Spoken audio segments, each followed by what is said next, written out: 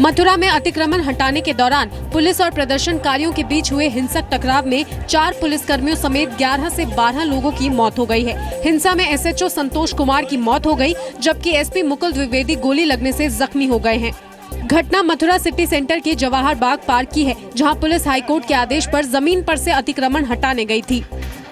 Public के द्वारा जो वहाँ पे इंक्रोचमेंट कर रहे थे उनके द्वारा पथराव और फायरिंग की गई, जिसमें हमारे एक पुलिस अफसर के सिर पे गोली लगी, जिसके कारण उनकी मृत्यु हो गई।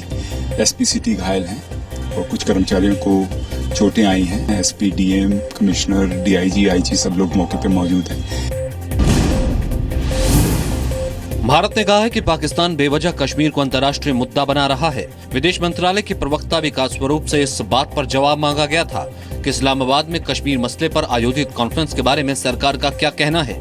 Pakistan needs to vacate its illegal occupation of parts of Jammu and Kashmir and address the suffering caused to millions in those parts.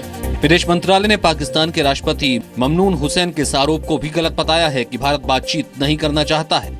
The main cause for the lack of peace and continued instability in our region is externally sponsored terrorism and Pakistan's repeated interference in the internal affairs of India.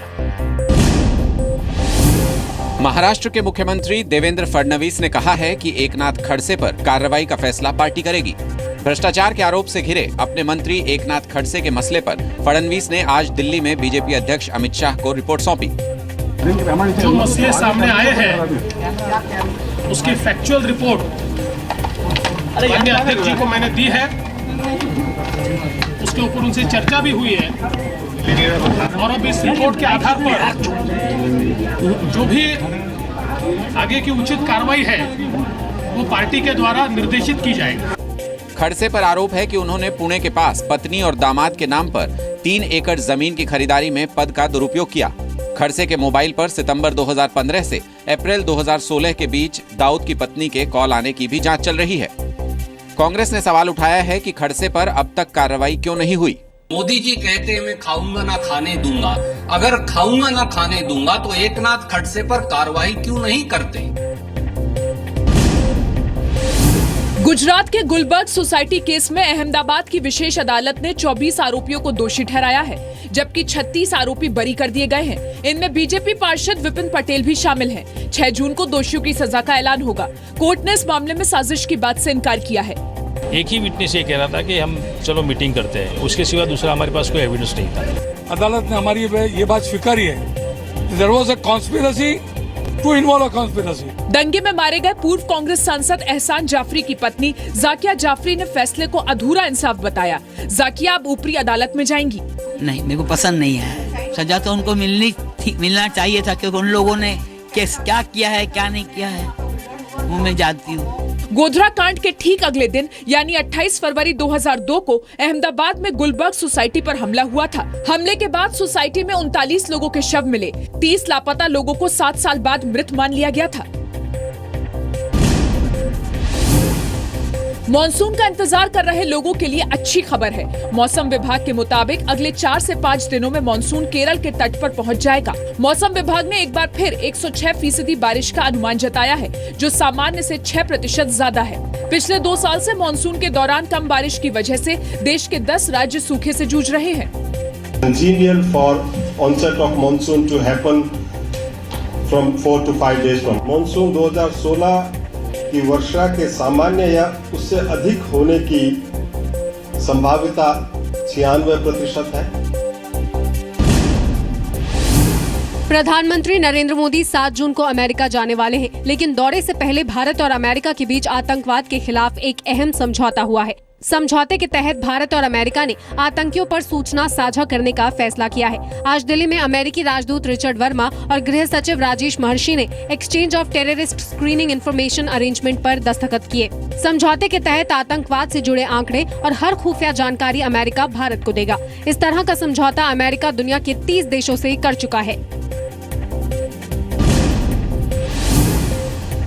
निर्दलीय उम्मीदवार के तौर पर हरियाणा से राज्यसभा चुनाव लड़ रहे doctor Subhash Chandra ने कहा है कि वो संसद पहुंचकर जरूरतमंद लोगों की मदद करना चाहते हैं। मैं ये कहूँगा कि आज के युग का मंदिर है डेमोक्रेसी का, जिसमें बैठ करके आप लाखों करोड़ों की मदद कर सकते हैं।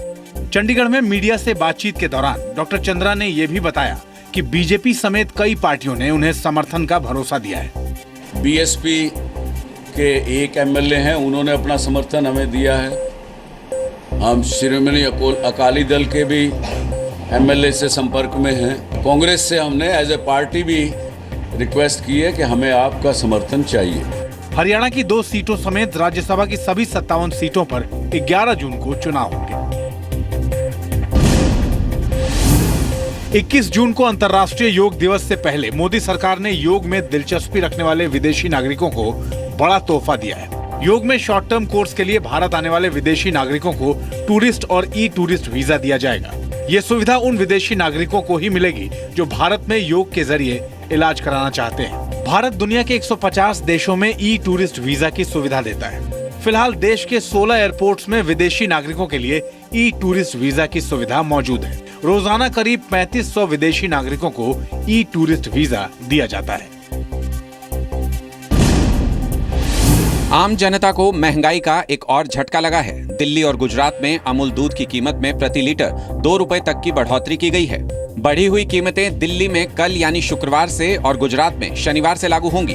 अमूल इंडिया के मुताबिक प्रोडक्शन की लागत बढ़ने के चलते कीमत बढ़ाने का फैसला किया गया है। दिल्ली में 25 महीने बाद यानी मई 2014 के बाद अमूल के दूध की कीमतें बढ़ाई गई हैं, जबकि गुजरात में पिछले साल अप्रैल में कीमतें बढ़ाई गई थी।